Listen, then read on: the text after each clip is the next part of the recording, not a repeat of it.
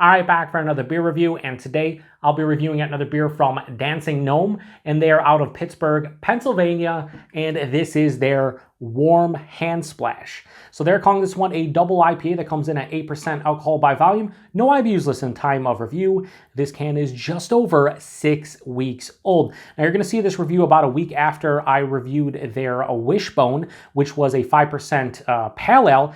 And the reason for that is because this is a bigger version of Wishbone. That is, again, 5% pale ale. This is 8% double IPA, and they're both brewed exclusively with Citra hops. Now, when I reviewed Wishbone, they did have notes on the label just like this one. At the beginning of the review, I was like, if I remember to read them, I will at the end, and I forgot. Why? This is Beer Patrol. I don't know what I'm doing. And half the time, I forget what I'm doing. And if I remember at the end of this review, I will read the notes. If not, that's just how we roll. So hopefully I remember, but we'll see. Anyway, let's crack this one open. I really enjoyed Wishbone. I gave it like a high, I think I gave it like a 4.35. It was a super crushable, hazy pale ale. And I'm thinking this is going to be a pretty fucking delicious double IPA, I would assume. Based on that, I love Citra hops like most people out there. So yeah, it's a nice pour. Throw this over here. And yeah, so as far as fucking beers go, when it comes to double IPAs, hazy double IPAs, New England style double IPAs, that looks beautiful. It's a little bit darker than you're accustomed to. It's like this hazy, like almost like a cantaloupe, like the inside of like a cantaloupe. You know what I mean? Like it has that, just that like darker orange kind of feel to it. Very murky and turbid. Has just over a finger of off-white, creamy looking head. Beautiful looking beer, albeit slightly darker. I don't think this is like oxidized or anything. It just has slightly, maybe a little bit of a darker malt bill. Anyway, let's get nose. Oh, that fucking smells awesome. So for me, Wishbone was like a super crushable, like really nice, had citrus tones like peach, a little bit of stone fruit, little tropical. This is big on that like overripened, sticky, sweet, like honeydew melon, papaya, pineapple, peach. Yeah, what? Maybe even the aforementioned cantaloupe. Yeah, big melon vibes of this one. Yeah, melon, papaya, pineapple, peach, mango, just like fleshy, overripened fruit. There's some citrus there, maybe like a ruby red grapefruit, sweeter orange, maybe even like a blood orange. Wow, that smells super fruity, slightly juicy, and it just smells like a sweet, fruity beer. Now, hopefully it's not crazy sweet or anything. When it comes to double IPAs nowadays with the New England style, I like a little bit more of a balance. I want a nice moderate bitterness. I don't want it to be just full-on sweet. But this smells awesome from a fruit perspective. Those Citra hops are shining. Maybe a little underlying, like, slightly bready, crackery malt bill, but very slight. And now I went just back there a little bit. There's a dank herbaceousness. Not big, but it's kind of, popping its head in. Yeah, this smells fucking dynamite. Let's get into it. Cheers, everyone.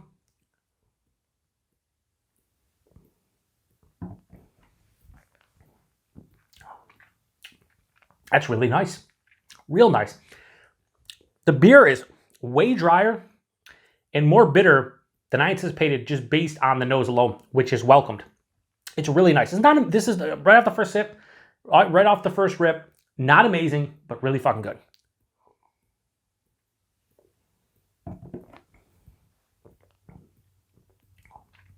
Body on this one, higher side of medium, lower side of full.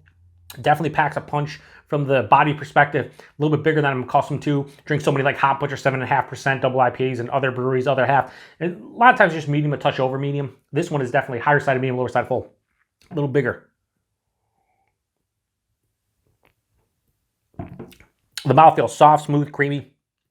Definitely carbonation there at the tip of the tongue. Like the first maybe quarter of the palate, you get that dancing, prickly carbonation. But man, does it smooth out, and it's like really creamy on the back end.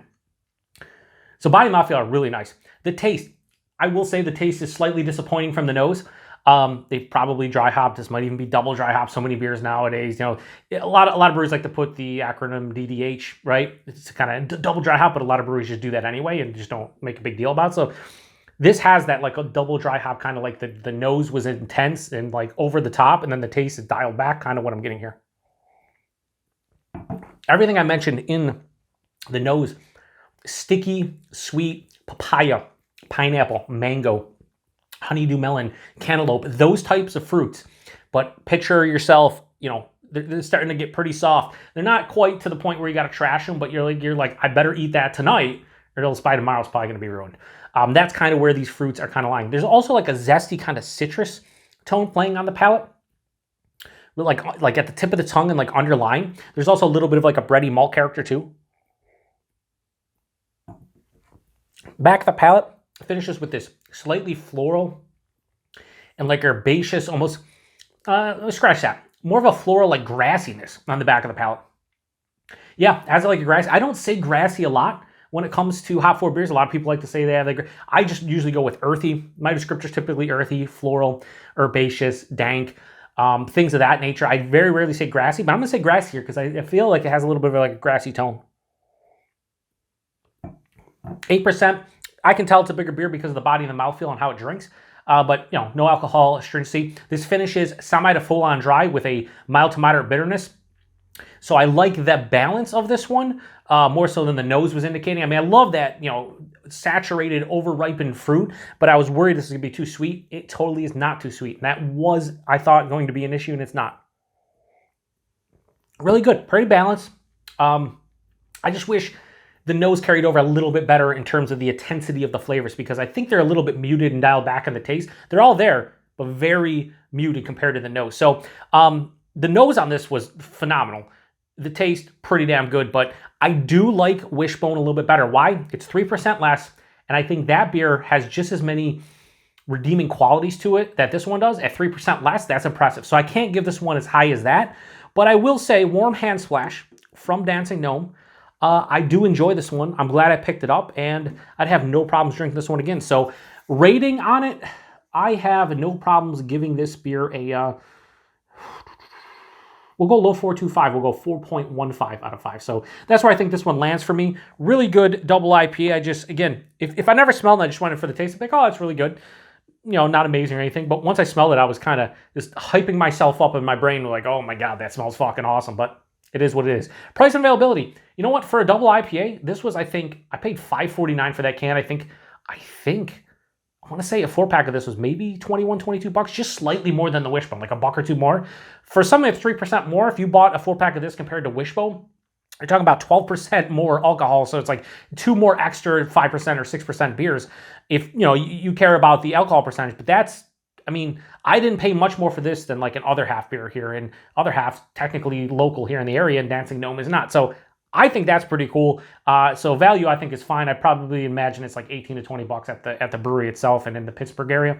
The availability, I have no idea with Dancing Gnome. We started seeing them here recently over the past couple months, and yeah, I'm here for it. Hopefully more show up. I would love to, everybody talks about Lustra, which is their pale ale, and then they do like double Lustra. They have Lustra Day, I think, in the spring every year, and it's just like, I would love to try all of the Lustras, so hopefully they show up, and I get a chance to do so, because I like what I've had like 4 or 5 beers from Dancing Gnome, and they've all been pretty fucking good. So if you've had this one before, post in the comment section. Let me know what you thought about it. I appreciate everybody stopping by for another beer review here on the Beer Patrol. To the next one.